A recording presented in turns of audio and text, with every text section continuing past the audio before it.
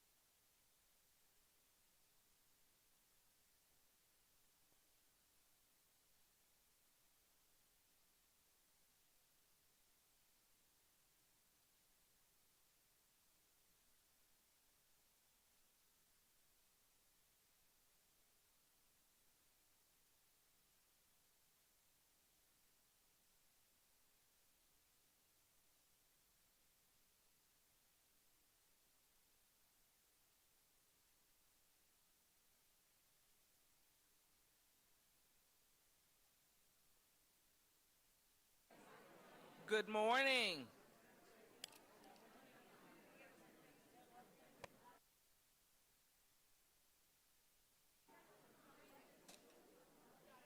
Yeah. How is everyone doing?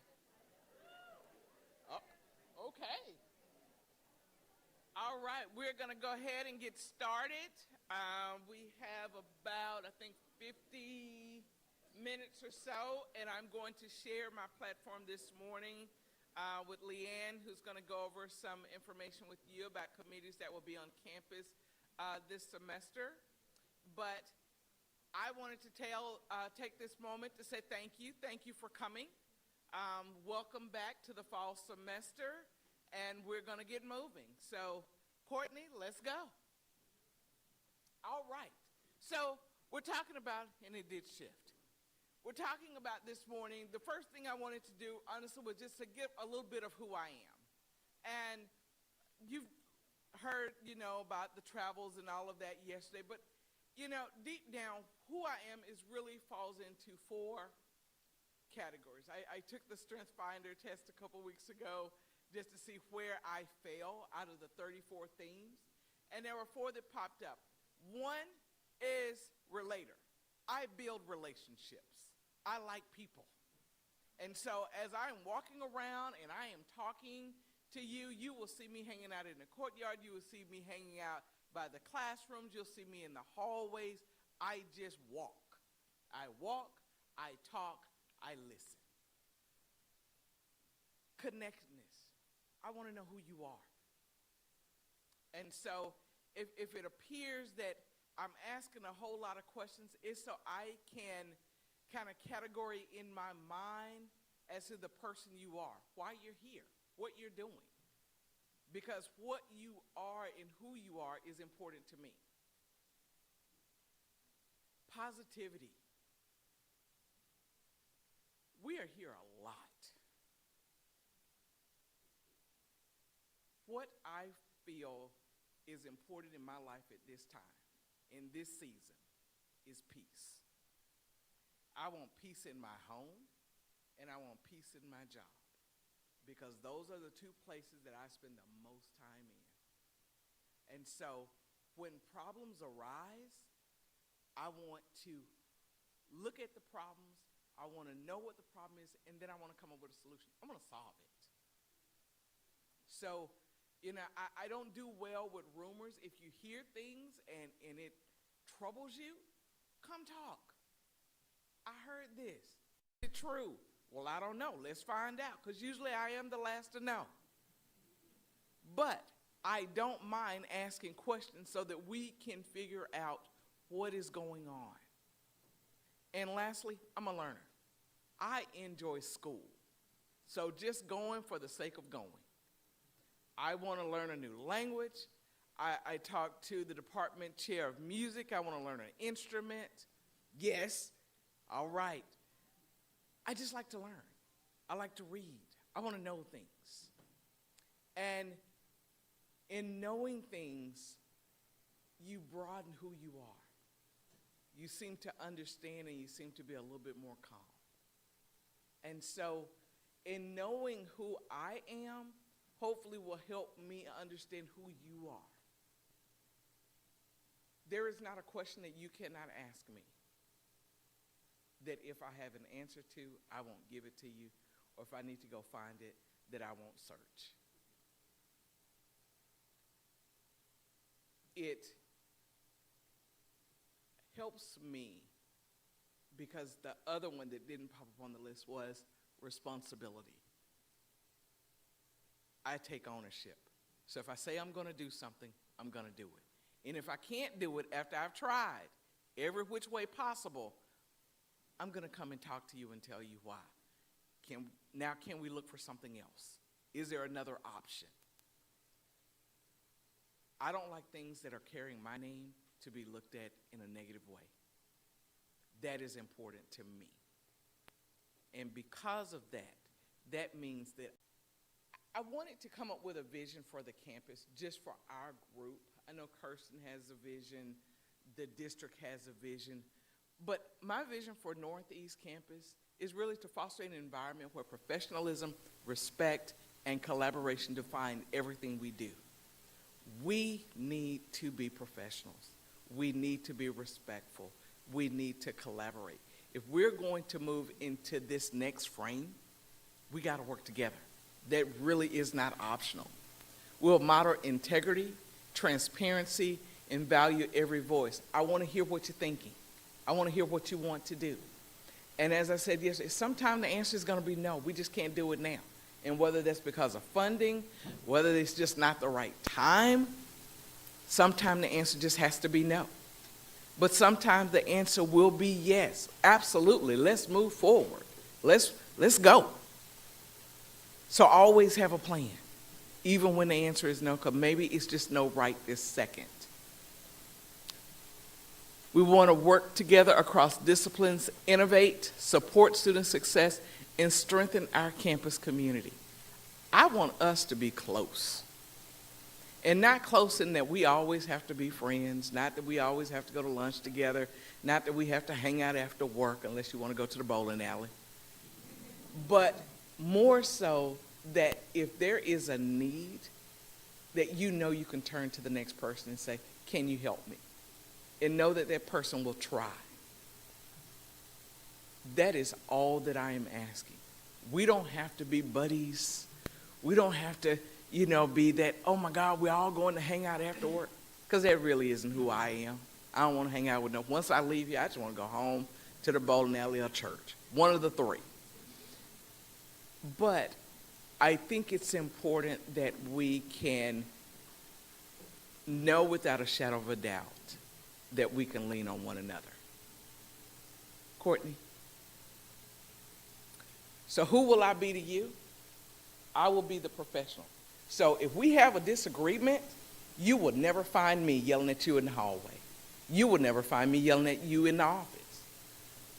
If I feel that I am that frustrated, I'm going home. Because I need to take time to think about who I am and what I'm doing. And then I will come back so we can have a conversation. I'm going to be engaged. I'm here. Call me, text me, email me, send the chat. I'm on there. I think Leslie's like, I saw that your green light was on the chat on Sunday evening, but I didn't know if I should text something or not. If I'm on there, do. I have a choice to answer or not. Usually, if something comes through, I'm going to respond, even if it's to say, can I get back to you? I think it's important to acknowledge people. Just so you know, well, is she going to say something? I've been waiting a week. If I haven't responded, no, a couple of things have happened. One, I didn't see it. Two, I got tied up and I might have typed one word and it's sitting in draft. Reach out and say, I sent you an email. I don't know if you got to it yet, but could you please take a look at it? Absolutely. It's okay to reach out. It's okay to say, you know what, I sent it a week ago and you still hadn't responded. Do you need any more information? Sometimes it's just this place gets in the way. And I didn't see it. I will be transparent. I will tell you whatever I know if I can. Sometimes the district requires us to be quiet. If that is the case, I will tell you, I have the information, but I can't give it to you right now. We got to wait. But as soon as the district says yes, I am more than willing to let you know. I don't have a reason to keep it from you unless we're required to. Compassionate. Now, this is one that I have had to work on because my background is criminal justice, and so I look at facts, and that really is where I stopped. I was like, did it happen? Didn't it happen? If it did, this is what we're going to do. If it didn't, this is what we're going to do. In working in education, I've had to change how I think about things. And so being with my group for the last 10 years, they've taught me, I walk in a room, very different than I am, And you would find 4 or 5 people sitting there crying. And I would just back out the door. I don't want any of this. And I was like, well, why are you crying? Well, because she crying. Why? Well, I don't know. I just didn't want her to cry alone. That is crazy to me. Why are you crying? But for me, it was, you had to, in the place that I worked at, there was a definite line that was drawn. And I was on one side of the line, and everyone else was on the other side. And so when I came here, that's what I brought. And so I had to be taught that it's okay for you to have those engaging conversations with the people that are in your area. Because I was like, but they won't. Why are they talking to me? Why are they nice? Again, I worked with criminals. And so nice wasn't the thing we did. But over time, they've taught me that being compassionate helps you draw people to you. And so what I bring to you is the person that I am today, not the person I was 18 years ago. And that person will listen. That person will help. And I'll give you an example. We had one of my staff members needed to go to the emergency room, and it was probably about 11 o'clock at night. And I sleep, but I sleep lightly. I have a son, I tell you, 24. And since I never know what he might be doing, I always leave my phone on, and it sits right by my head. I am that mom. So when he rings, I pick up. And the phone rang, it was about 11, and she was like, I need to go to the emergency room. First of all, who is this? It's 11 o'clock. She gave her name. Okay, where do you live? I'm on my way. And I told my son, I was like, I got to go take X to the emergency room. He was like, who is that? And so he was like, so now you're the ambulance? She needed to go. But my thought after that was she could have called anybody. But she felt comfortable enough to call me. And because of that, it made me want to help. That you put enough trust in me. And I know today you don't know me from Adam. But hopefully over time, you will be comfortable enough that if there's a situation that you feel I can help with, that you don't mind saying, can I talk to you for a minute? Can you give me some assistance? And knowing that if I can, I will. And being open to dialogue and collaboration. I want to work with you. I want to talk to you. And so whether the conversation is funny and we're telling jokes or we're dancing in the student union here, or we're talking about how do we increase micro-credentials, whatever the conversation is, I want to be a part of it. Now, as you saw with my cow costume, I am silly. When I'm at work, I enjoy laughing. So if we're walking in and everybody's looking like, that they've just been drugged here by their hair to work and this is not the place they want to be, I'm probably going to start doing things hopefully to make you laugh because I want you to enjoy being here. I want you to enjoy working in this community. And I call it a community because that's what we are. Next. What do I want from you? I want you to be professional in all interactions. And I put this here because, honestly, during this summer, I got here on May the 19th. And I received some emails that, honestly, were unacceptable. There is no reason to have the type of communication that were in those emails. We want respect. We need to give respect in everything that we do when we're talking to one another, when we're engaging in email. And email, as you know, can take on a totally different tone than what you expect. Be kind in your writing. If it doesn't sound right to you, ask somebody. Can you take a look at this? If you received it, what would you think? And if you don't think that this right here would be received well with you, then why would you send it to someone else? Follow the chain of command. You have department chairs. Some of you are department chairs. You have a dean. You have me. And you have Dr. Jackowitz. If you come to me first, my first question to you is, have you talked to your chair? Have you talked to your dean? Because the first thing I'm going to do is to go to both of them. Have you had this conversation? Because sometimes they can solve it before it even gets to me. Sometimes it's a situation where, yes, I looked at it, but this is not what I need to be involved in on this level. This is a you. And I'm fine with that. But everybody in that chain needs to know what's going on in their area. There shouldn't be any surprises. So when I reach out to you and I said, I read your email. Thank you for coming in to talk. But did you talk to the person who was next in line to be your supervisor? And it's not to push you away, and it's not to quieten you down, but I just need to make sure that we are all in the same book, on the same page, and we're following the same set of rules. Follow the contract that you signed. And each one of us, and thankfully, everyone on this campus signed their contract. We had one issue, but it was because of an illness. Great job, and so I want to thank you for that. When they reached out and we were just constantly climbing up the pole to that 100%, I was like, absolutely, we're good. Thank you. We're going to follow that contract. And that contract has some very specific things in it as to what we need to do in this upcoming year. Graduation, census date, submission of grades.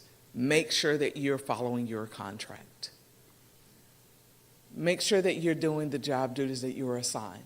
And I put assigned here rather than hired, because as we've been here, if you've been here a while, your job duties has probably changed. And it will probably change again. As the school changed, what they need from us changes. And what we need from them changes. And so I would say, do what you've been assigned to do. If you have questions about what that assignment is, talk to us. Talk to your chair. Talk to your dean. Talk to me. Talk to Dr. Jackowitz. So we can find out what the issue is and how we can get it resolved. Leanne, how am I doing on time? Where am I? 9:25. 9:25, okay. And be open to opportunities. Opportunities are going to come. Make sure that if you can do them, do them. But what I will say is this. You do not have to say yes to everything. Every opportunity might be an opportunity, but it may not be an opportunity that's good for you. And so you need to make the choice if it's the best action for you. You don't have to spread yourself thin. I would rather you do one or two things very, very well than do 10 things horrible. Take the time, see where you are, see what obligations you have that may impact what you need to do, and then make your decisions accordingly. If it's something that I ask you, and people say, well, you're the dean, you ask, I got to do it. No, you don't. You're a person. And so the first thing I'm going to ask you is, what does your life look like right now? Because I don't know. I might think it's a fantastic opportunity, but you say, but I got 10 things going on. This right here is really taking up a lot of time, and I just don't think I can do it right now. Okay, thank you. Let me ask someone else. And it's okay to say no. You don't have to feel like everything that comes about, oh my God, if they ask and I don't do it, something's going to happen. Nothing's going to happen. We're going to ask somebody else to do it, and hopefully they can. And if that person can't, then I'll go to the next one. And it may be 20 people before I get a yes. But don't do it if you can't. If it's going to make you miserable, come, let's have that conversation. Because that's where it's imperative on me as a leader to listen to you. But I cannot listen to you if you don't talk. So tell me what's going on. Next, Some college updates. We're going to go through these. You got your contracts. You know what the requirements are. Please read it. Keep it handy. If you have a question, ask. I had one person, well, they didn't say, and by the way, as I'm walking through campus, you just hear stuff. People are rarely talking to me personally. I just hear part of the conversation. I keep moving because it's not directed towards me. But they said, well, they didn't say we had to come to Connections Week. Okay. It's not on the contract now. But what I will say is this. If you put district in a position to where they have to outline everything that you must do, they will, and that will leave you no room to move. So, again, it goes back to being that professional. They shouldn't have to tell you to come to Connections Week. It's the beginning of your contract. If there are problems, some people, well, I need to take my kid to college. Absolutely, you can't let them go by themselves. Somebody is ill. I need to be home. Fine, things happen. Let somebody know. Communicate it, and it's okay. But always know that as you're talking, somebody is listening, whether you're talking to them or not. So I would say, be careful about what you say, how you say it, but also who you say it to. The important date, census date is 9/10. Make sure that you are taking attendance, especially those first 10 days of class, so that we know the students are there. We've had the issue with our fraudulent students. In some classes, I think it was one class, the instructor showed up, there were no students. Every one of them were fraudulent. Yes. And so then the question comes up. The faculty did what they were supposed to do. They were there.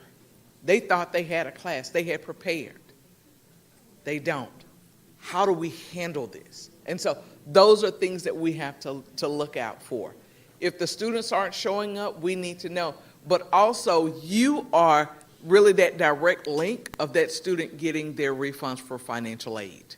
So as you're putting in your attendance, they're releasing it because you've seen that person. That person has turned in an assignment. You know that that's a real student.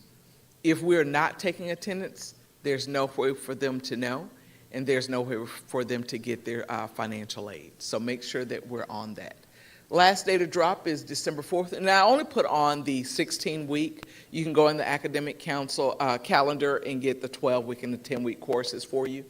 And the last day of finals, December 17th, right before Christmas. They got us here right at the end. Yes, so late. And then final grades are due on December 22nd at noon. Make sure you get those grades in. I know there was an issue with grades being requested early. We cannot do that. Grades are due December 22nd. Now, what happens if I don't submit my grades? Then you have breached your contract. So make sure that we get them in as soon as you complete that class, start working on those grades. And I would say, I know as educators, you want to make sure that you're going to the very last minute and you got heavy assignments all the way to the end. Just remember, you got to grade those assignments. And so if your class ends on that Thursday and you got 50 papers to grade, there's still an expectation that those grades are submitted by December 22nd at noon or before. Next. College updates, educational partnerships. Eddie Hicks, our director for the district, is leaving on September 3rd, will be his last day. We will have an interim district director who will be our own Richard Vela. Yes. So he's going to take Northeast down to the district and show them how we do it. We will have an interim director here on campus, which will be our Courtney Graham.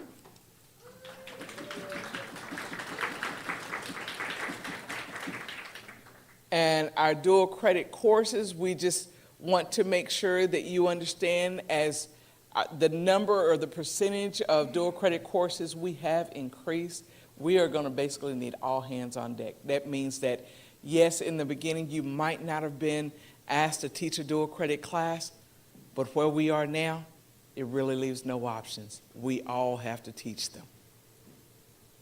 And so be prepared to be asked, be prepared for it to be a part of your schedule. Where am I at on time?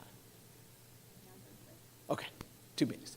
So there was one question that came about, and our VPAs were on line this morning when we were talking about the 40 hours that's now part of your contract of being on campus in all of your classes, regardless if they're Connect, regardless if they're your home campus that will be here. For this semester, and do not know what the spring semester is going to be, is that your regular classes are the only ones that have to be on campus. Regular classes and your student support hours. You are still able to do your Connect classes any location you want. If you want to go sit outside, you want to sit at home, you want to sit by the lake, but that is for this semester. Be prepared for next semester to look a little bit different. Next, academic affairs updates, compliance training. We're going to have that completed by October 31st. Please take this time to complete it so we can get that off our plates. I would say the little bitty things that we have, let's do them quickly, move along, because there'll be big things coming along. Dr. Coombe talked yesterday about the Don't Cancel Class initiative. So if you're needing to be out for whatever reason, let them know at Student Affairs, and they will send someone to your class to talk about resume building, talk about time management, counselors, whomever is available. They will have a menu of things, and you can decide. Yes? There will be a form that is sent out today in regards to what Don't Cancel That Class is going to look like, with all of the options, and it will route to the Student Affairs team automatically. Y'all hear me? All right, so make sure we take advantage of that. 2025-2026 section building and contracting. As we've known, and this is one of the changes, things have moved more centralized to the district area. And so each division will have 3 admins. They've already been notified. They've already went to training. They're getting ready to start building sections. There'll be a set of sections for each area. So it could be government was allotted 45 sections. If we go over, we have to justify why. If we go under, we have to justify why. And so they're only building what from their data show that we need. So make sure that you understand that, and I will talk to the chairs about this more on Friday. Overloads, and this right here is probably going to be a little different. I'm not sure from this campus and what y'all have done previously, but because we are not really getting new faculty without really pushing, because we have an increased number of students, that our focus really have to be here on campus first. So when we're doing our schedule building, when we're looking at coverage for our classes, we're going to make sure that our Northeast campus classes are covered first. Then we will move to Connect. And I know I've gotten some overload requests in my box. They will be approved. They will be sent to Connect. But I've talked with Dr. Jackson, and one of the things we're looking at, if I need to pull you back to campus, then they will find someone else to take those classes. It will not happen, and you just look on your Canvas page and your classes are gone. We will have those conversations first. Next. All right. Now, I'm going to stop here. I'm going to be around at every department meeting today and every division meeting, so I'm going to hold questions for them. Leanne is going to come up and talk about some new things that we have going on, and I'm going to turn over the rest of my time to her.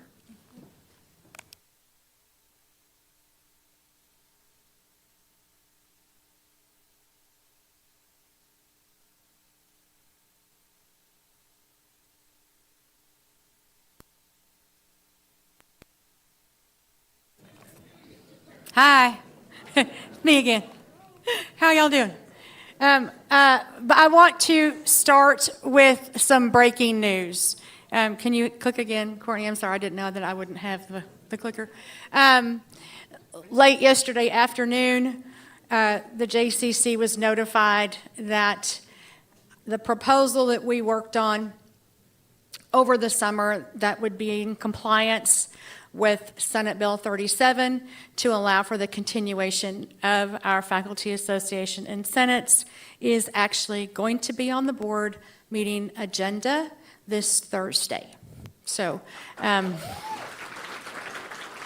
we are still working, trying to get, trying to make sure that we have our voice in policy. So some of what I'm going to talk about may be influenced by that, but most of the summer, what we've heard at the JCC level is that it wouldn't be, that it would be dissolved. And so I started to get questions. Lisa started to get questions. Department chairs started to get questions about how are we going to be able to contribute to the campus? How are we going to be able to provide our service if one of the ways that we did that was through the Faculty Association, either district committees or campus committees. So Lisa and I got together with Dr. Brown and created something called the NEAT Network. I'm sorry, Karen, I know you hate acronyms. But I did define it, right? So Northeast Engagement and Action Teams, these are going to look very similar on the table. You have some committee descriptions. Some are ones that are based on the campus committees from the Faculty Association, and we just expanded some of the things they could do and who could be involved. One of the, go ahead and click, Courtney, sorry. I'm going to go through this quickly. There's a lot more in the PowerPoint than I'm actually going to say. I will send this to you so that you can review it. I'm not going to read each committee's description to you. Y'all can read, right? But I'll try to answer some of these questions. So Courtney, go ahead.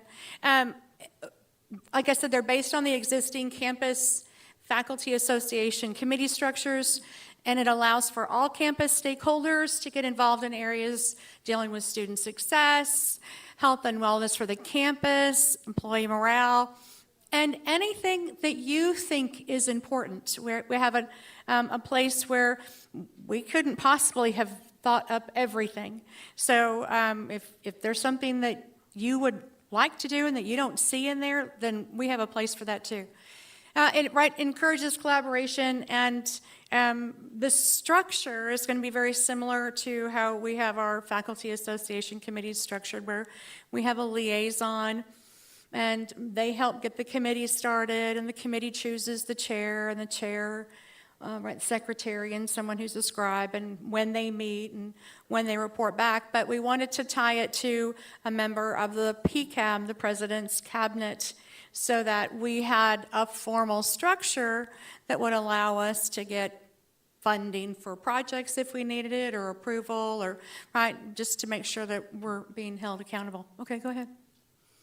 Again, this is some of the reasons for this is because Senate Bill 37, even if we get in front of the board, we're going to be in front of the board and they approve the proposal that we have, the law changes who can be a member of the faculty association.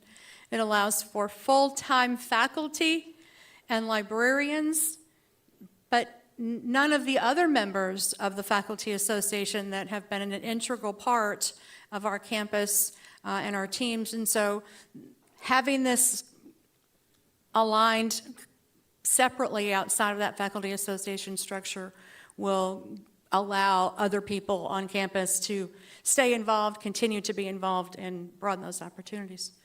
If we do get our campus faculty association approved, then these are going to be aligned easily with those committees, and we'll have someone who's reporting to the Senate just like we do now, and someone still reporting to PCAB. So hopefully we'll be, and these are only the campus committees, not the district committees. So hopefully we'll even be aligned better to get things done, more accomplished than we wanted to. Okay, next. Click through all of these. These are just the descriptions of the committees. I guess I'm not going to read them to you. I'll send the PowerPoint to you. They're on a piece of paper on your table.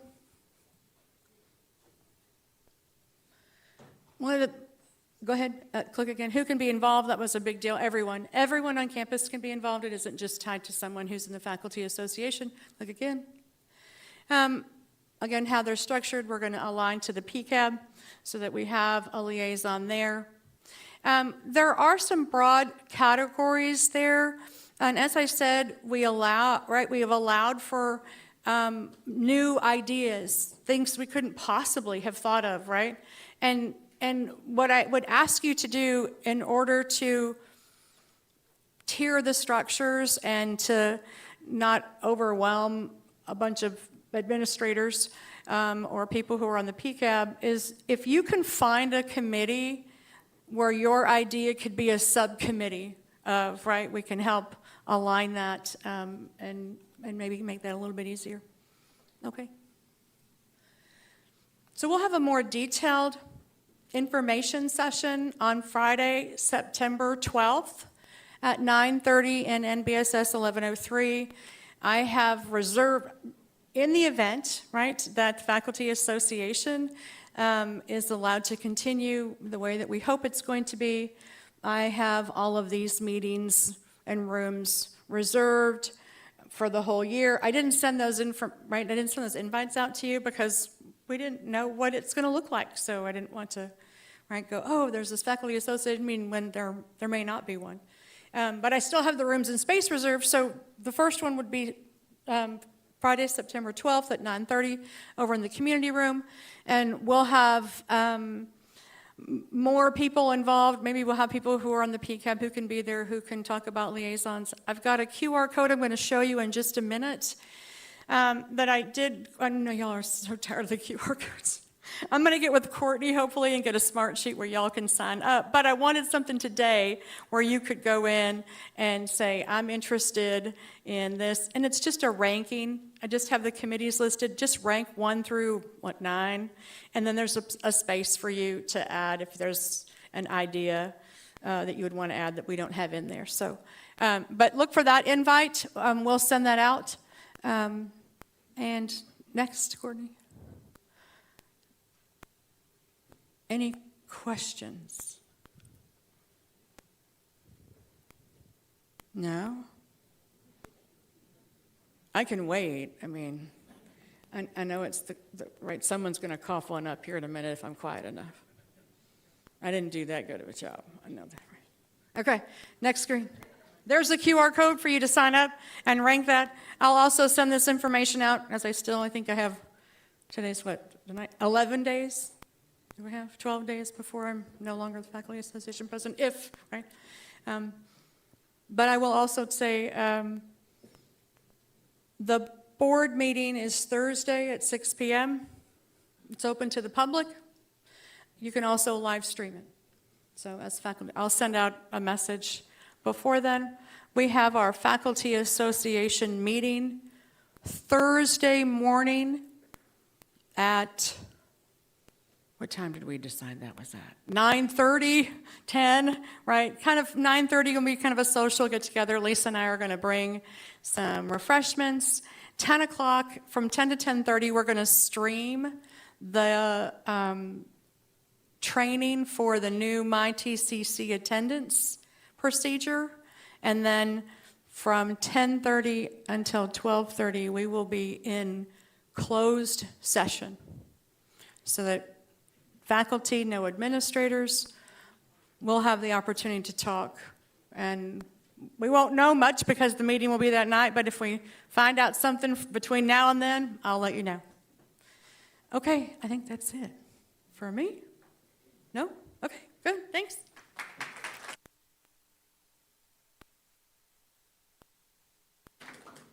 All right, well, we're going to bring this part to a close, and I will.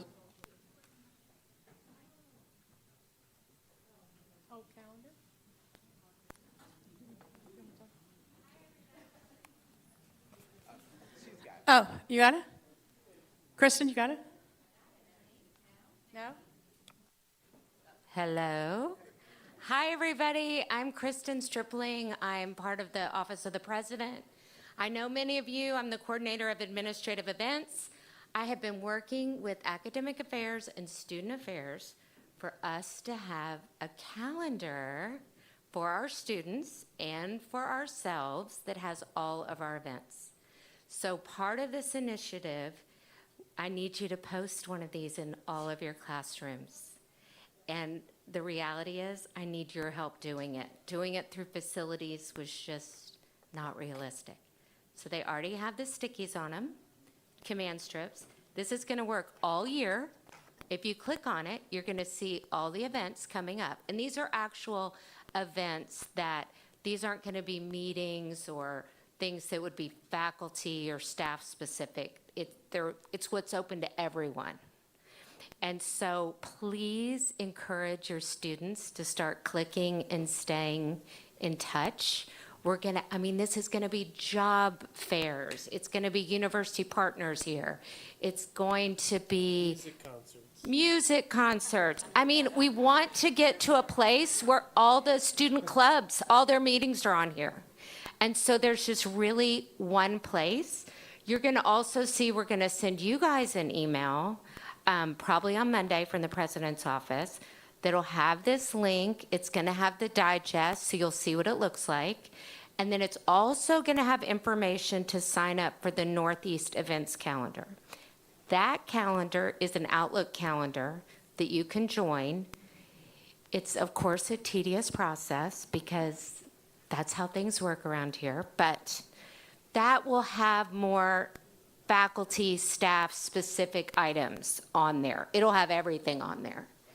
And so look for that on Monday. It's also going to give you the information if you're hosting an event for students and you want to put it on this calendar, how you do that and all those details. Any questions? Good? Yes, ma'am. If you were signed up for the events calendar last year, do you have to sign up again? You shouldn't have to, but look in your Outlook. So it'll pop up in your Outlook and you'll see an additional calendar in the events.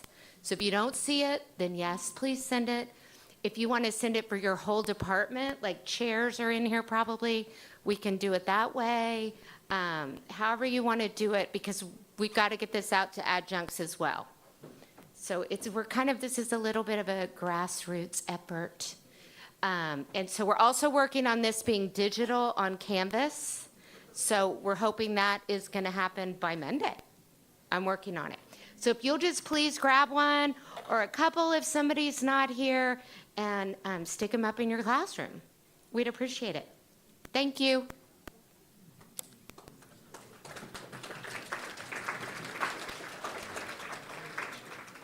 Okay, we have one more item, QEP update, and then I think we'll be wrapping it up.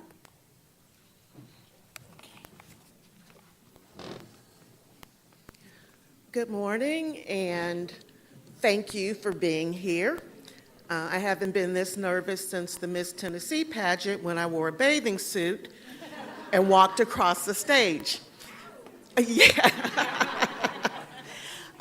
There's supposed to be a more comprehensive update, and if you have questions, please feel free to contact me or Michelle York, who's the QEP director. So what I really want to do is introduce you to the faculty mentors we have for this year. They are Cohort 2. So I'd like Cohort 1 and Cohort 2 to stand up. So these are some of your contact people. Y'all hurry up, I only have a few minutes.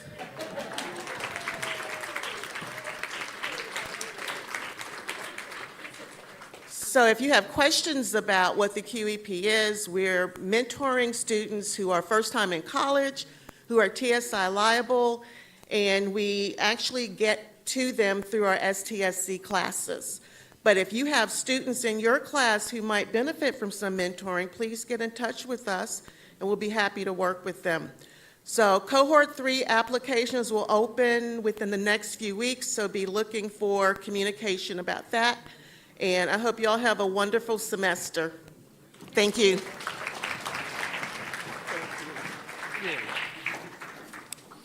All right, so I think that's it for this session, and I will meet you, 7 minutes, good. I will meet you in your division meetings. Thank you.